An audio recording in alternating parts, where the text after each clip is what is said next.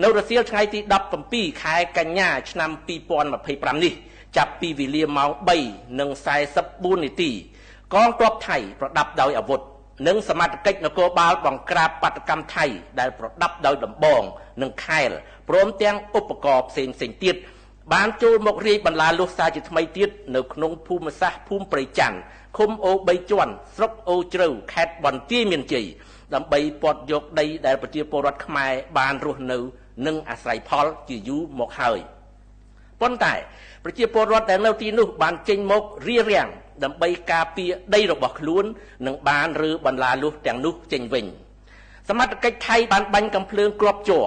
និងគ្រាប់បែកផ្សែងមកលើប្រជាពលរដ្ឋខ្មែរដែលធ្វើឲ្យពួកគេហៀរទឹកភ្នែកនិងបានប្រើប្រាស់ឧបករណ៍សម្លេងដែលធ្វើឲ្យប៉ះពាល់ទៅដល់ក្រដាស់ត្រចៀកនិងប្រព័ន្ធខួរក្បាលព្រមទាំងបានបង្កអំពើហិង្សាទៅលើប្រជាពលរដ្ឋខ្មែរដោយបានប្រើប្រាស់ឧបករណ៍បង្ក្រាបនិងបាញ់ជំពាមកៅស៊ូគ្រាប់ឃ្លីដែលបណ្ដាលឲ្យប្រជាពលរដ្ឋនិងព្រះសង្ឃចំនួនយ៉ាងតិចក៏24អង្គអ្នកដួលសន្លប់និងរងរបួសធ្ងន់និងស្រាលកងកម្លាំងនិងអាជ្ញាធរសមត្ថកិច្ចចម្រុះរបស់កម្ពុជាដែលមិនប្រដាប់ដោយអាវុធហើយដែលកំពុងតែឈរជើងប្រចាំនៅក្នុងតំបន់នោះក៏មានវត្តមាននៅក្នុងហេតុការណ៍នោះផងដែរដើម្បីការពារសុវត្ថិភាពជូនបងប្អូនប្រជាពលរដ្ឋដោយបានបំពេញភារកិច្ចប្រកបដោយវិជ្ជាជីវៈនិងទទួលខុសត្រូវខ្ពស់ក្នុងការប្រកាន់ខ្ជាប់ខ្ជួនបំផុតនៅកិច្ចព្រមព្រៀងឈប់បាញ់ព្រមទាំងគោរពគោលការណ៍ដែលបានឯកភាពគ្នាក្នុងការដោះស្រាយបញ្ហាដោយសន្តិវិធីនិងត្រឹមត្រូវស្របតាមច្បាប់អន្តរជាតិសមត្ថកិច្ចនិងអាជ្ញាធរខេត្តបន្ទាយមានជ័យបានជួយសង្គ្រោះបងប្អូនប្រជាពលរដ្ឋនិងព្រះសង្ឃដែលបានរងរបួសនិងបានបញ្ជូនរថយន្តសង្គ្រោះបន្ទាន់ដើម្បីដឹកអ្នករងរបួសធ្ងន់ទៅកាន់មន្ទីរពេទ្យអ្នកនាំពាក្យរាជរដ្ឋាភិបាលកម្ពុជាសូមថ្កោលទោសចំពោះអំពើហិង្សារបស់សមត្ថកិច្ចថៃមកលើប្រជាពលរដ្ឋនិងព្រះសង្ឃខ្មែរ